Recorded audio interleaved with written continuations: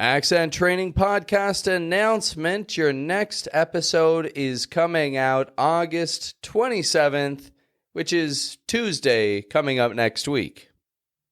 Now, I want to remind you to follow the Accent Training Podcast, if you aren't already, because starting next week, I'll be releasing 2 episodes per week, every Tuesday and every Saturday. That is until Tuesday, December 31st of 2024. You and I are going to be locked in accent training twice per week until this year's over. If you like how that sounds, give the Accent Training Podcast a rating on your favorite accent training app, and you and I can work together to make some accent training happen, my friend.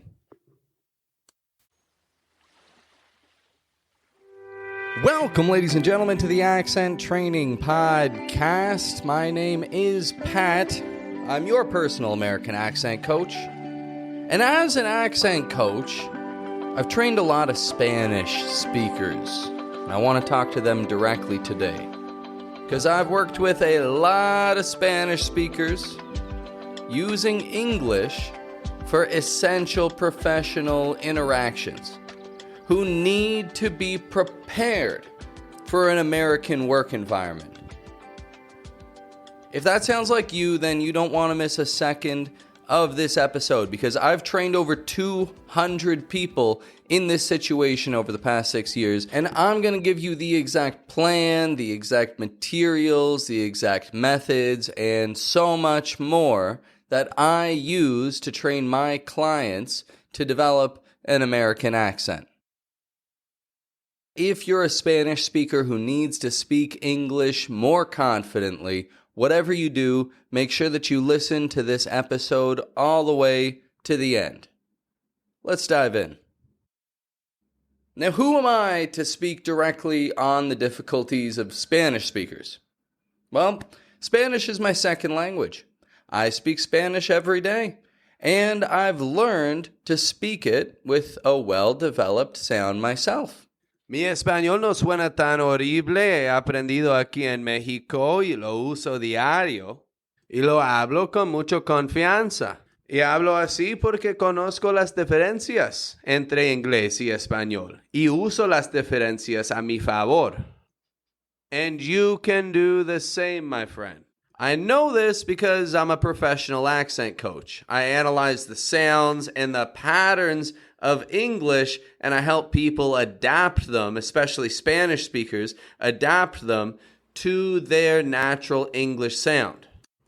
Now, I say Spanish speakers so much because, well, I've got a method that serves Spanish speakers best. And I want to tell you about it here right now because I break it down to 3 key areas.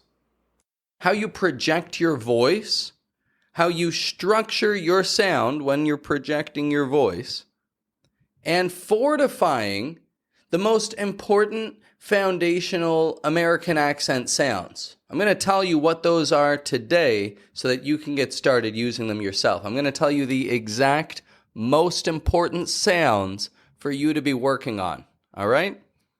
Once you know this information, you're going to know what to do to teach yourself the American accent. So getting to your first key, how you project your voice in a way that Americans listen for. Listen to this phrase in Spanish. Pásame la pluma. Pásame la pluma. Now listen to this same phrase with an American accent. Pásame la pluma. Pásame la pluma. Now, if you're listening closely, you'll notice that the American accent stretches out the vowels more and longer than the way that the Spanish accent does. Whereas the Spanish sound is stronger in the consonants. Pásame la pluma. Pásame la pluma. That's why the American accent sounds funny when we speak in Spanish. Americans put their power of voice into the vowel sounds, just out of a habit. It's what we naturally do. Whereas Spanish speakers put more force into bursting out consonant sounds. If we change the words to English now, but keep the Spanish language power, it sounds like pas me de pen, pas me de pen. But put that power in the vowel sounds, and we hear pass me the pen, pass me the pen, pass me the pen, pass me the pen.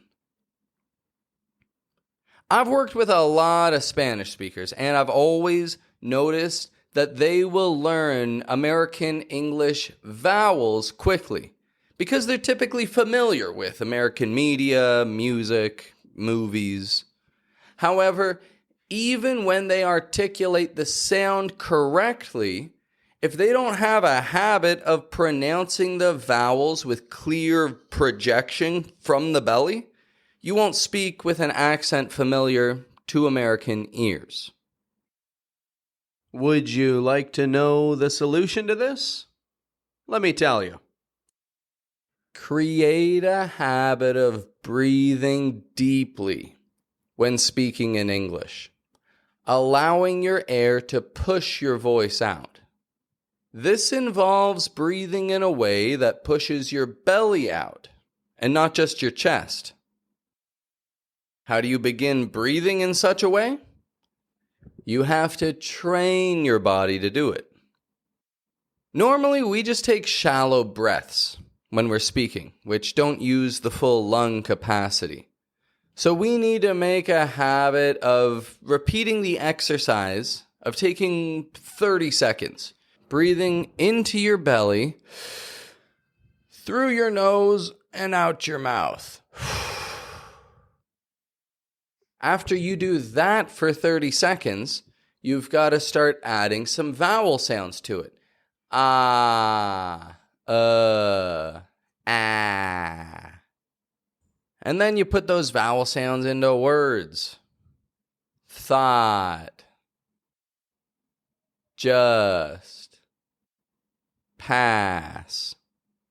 If a native Spanish speaker were to do this warm-up once a day, maybe before going into like an English-speaking situation, over 2 or 3 weeks, they would develop a natural instinct to use more air while speaking and project their voice clearer in the vowel sounds and speak in the way that Americans listen for. This will create the difference between saying, "Pass me the pen," and "Pass me the pen." The next essential area of development for Spanish speakers is in your intonation. When I first came to Mexico in 2013, I was upset by how rude store clerks were, like the people working at the checkout machine. I walk into the store and say, "Buenos dias, buenos dias," and they would say nothing. I'd walk through the store, grab my soda and chips, and after I'd pay, I'd say, "Gracias, que tenga una buen día." And the store clerk would say, "Ándale."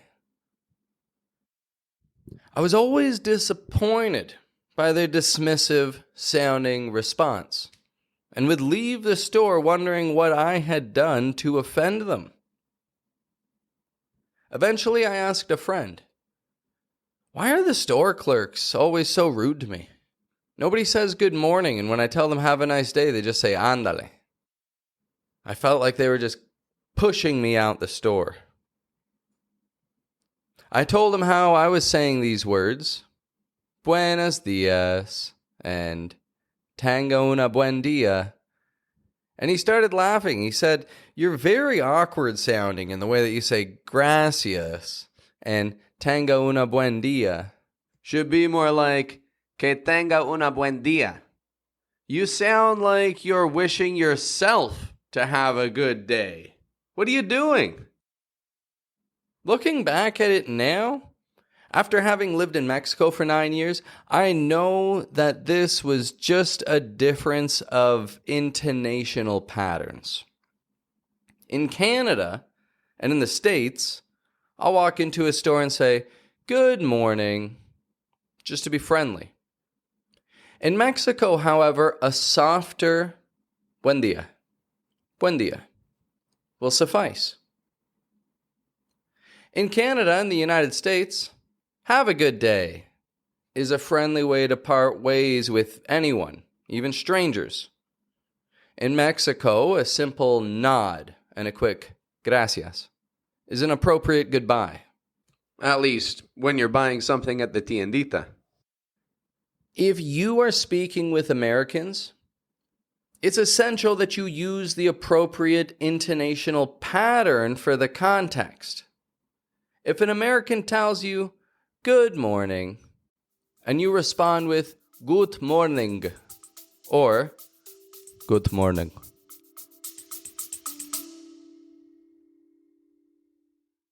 Folks, this is just a quick message to remind you to subscribe to the Accent Training Podcast. If you haven't already, you don't want to miss a second of this accent training experience, and you want to be updated whenever I've got new content out for you. So if you haven't subscribed, hit subscribe now. You won't be using the appropriate stress pattern. You'll be giving equal value of emphasis to each syllable. And that pattern is not natural for American English speakers to listen to. It's a pattern that Spanish speakers are used to. So let me tell you the secret here. One syllable for each thought that you communicate is emphasized. I say thought because we don't speak in sentences, right? We speak in thoughts. We write in sentences. And so to emphasize one word per thought, you want to pick the most important word for the context you're communicating. Stretch the vowel sound out and raise your pitch up 2 octaves when you pronounce it. 2 octaves, that's like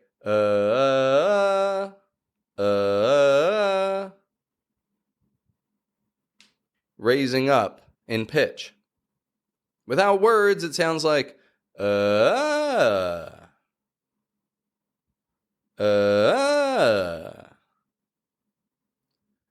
Good morning.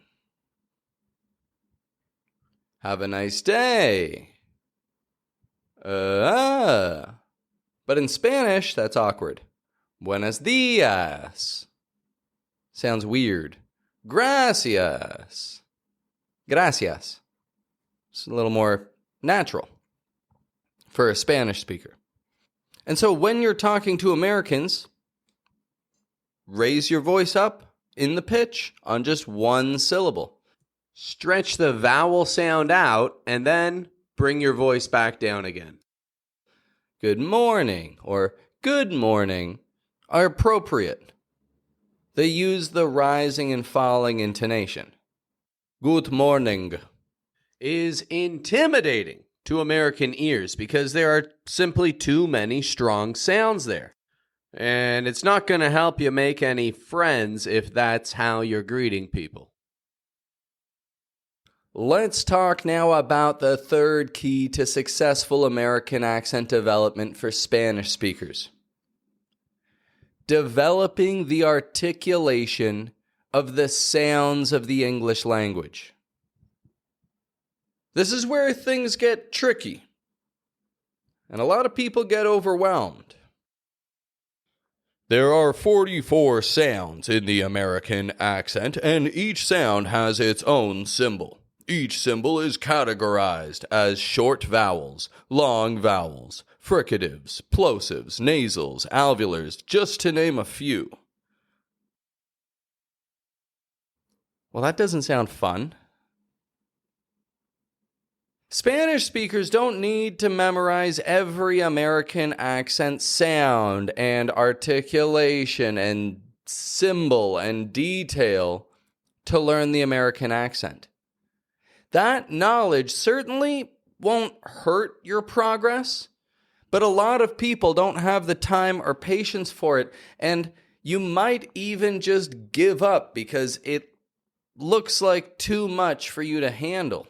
Now, instead of relying on that path, I teach my clients, and I teach everybody on this podcast, with a method called the 80-20 rule. It's also called the Pareto principle, which states that 80% of the results that we get come from 20% of the work that we do. Now, this applies to your accent training because 80% of your speaking uses only 20% of your sounds that you need for English. Now, what sounds are those? Vowel sounds. Every word has at least one vowel sound. And then of the 15 vowel sounds that are recognized that you have available, only 20% of them are used for most of your English speaking. That means 3 vowel sounds, 3 essential vowel sounds to develop a foundation for properly structured English speaking development in the American accent. Now, those sounds are obviously the most important sounds of the American accent to master, at least to have a foundation so that you can do bigger things with your accent development. And you can get into the more difficult areas after you've got that foundation laid. Now, let me tell you what those sounds are. They are the sounds E.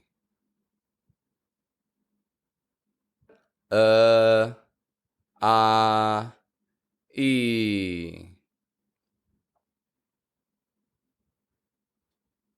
You don't need to start with the most difficult sounds. You don't need to start with the TH, with the R, with W, and every little detail in between. And you don't need to torture yourself learning every phonetic symbol of the American accent as if they're going to save you in a real conversation. They're just going to slow you down in a real conversation. What you do need to do is develop a rock-solid foundation for the sounds E, using the correct voice projection and the correct intonational patterns.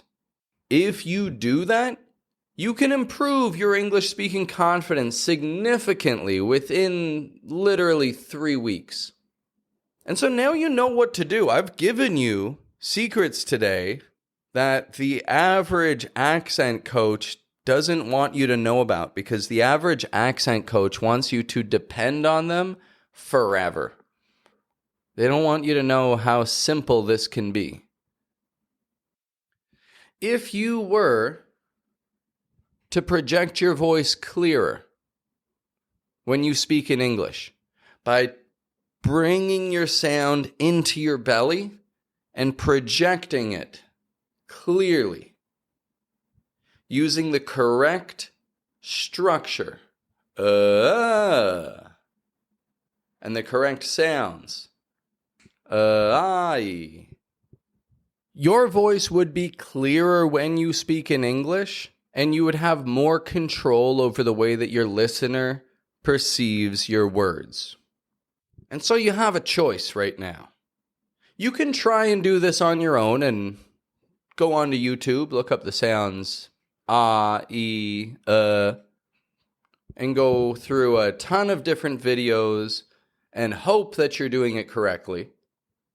But really just wasting a lot of time guessing what the right way and what the right sound is, and reacting to every American accent difficulty that you come across instead of proactively preparing and addressing the American accent difficulties before they even arise.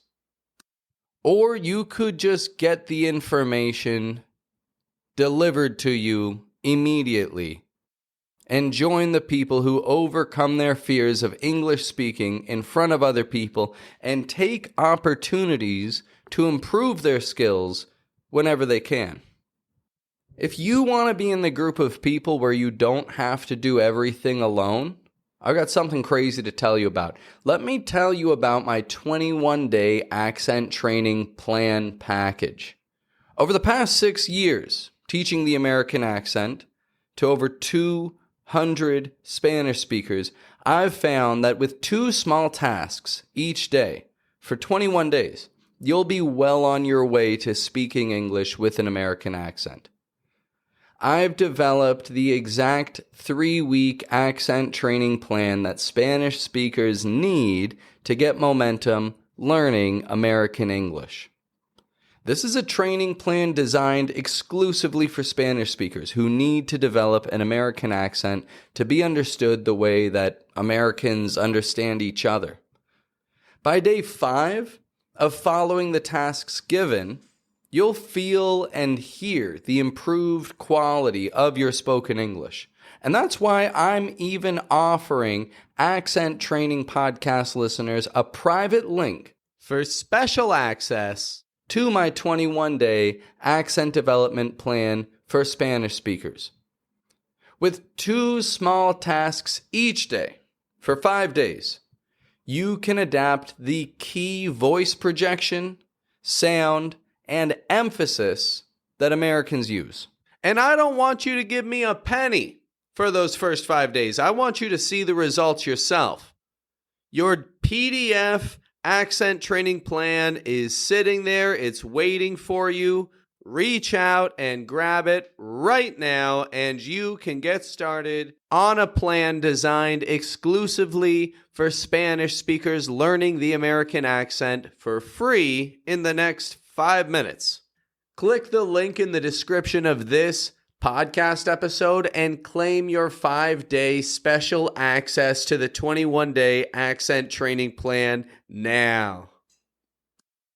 Let's review everything that we've discussed here today and see that you know how to make these results happen, shall we? Spanish speakers have 3 main difficulties to overcome learning the American accent. First of all, you use a lot of force from mouth muscles and not enough from the chest. The solution here is to breathe in a way that projects your voice from the belly and relax your mouth muscles on consonant sounds. Number 2, you don't use intonational patterns familiar to American ears. Your intonation meets a different quality from what American ears listen for. Focus on emphasizing only one word for each thought, while the other words have a falling to low intonation. And your third difficulty? If you're overwhelmed by the large number of sounds to learn, focus only on core vowel sounds that are used 80% of the time. And if you're a Spanish speaker and you want to begin solving those issues today, get 5-day special access to my 21-day accent training plan starting right now. Available only to Accent Training Podcast listeners. If today's episode has helped shine some light on how you take confident steps to learn the American accent, then make sure that you take the time to give this episode a like, or give the Accent Training Podcast a rating, or write a nice comment so that more people who need help learning the American accent can find the materials that they need to. Have a good one, folks.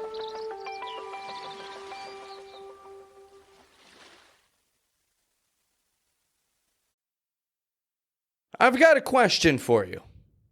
Do you want to express yourself in English just as clearly and confidently as you do in your native language, knowing how your words are going to connect with the other person every time? Well, my friend, you are in luck. I have positions available for accent training, and I'm looking for non-native English speakers who need English for professional interactions. I have limited spots available, and this is the last time that I'll be holding this program for the rest of 2024. So if you're someone who needs English for key professional interactions or high-stakes communications at work where you need to build some personal connections with people, and you want to see it happen before the end of 2024, open the link in the description of this podcast episode, fill out the application to train one-on-one with me, Pat, and if we see that you're a good fit to be training with my method, we'll be in touch to work together.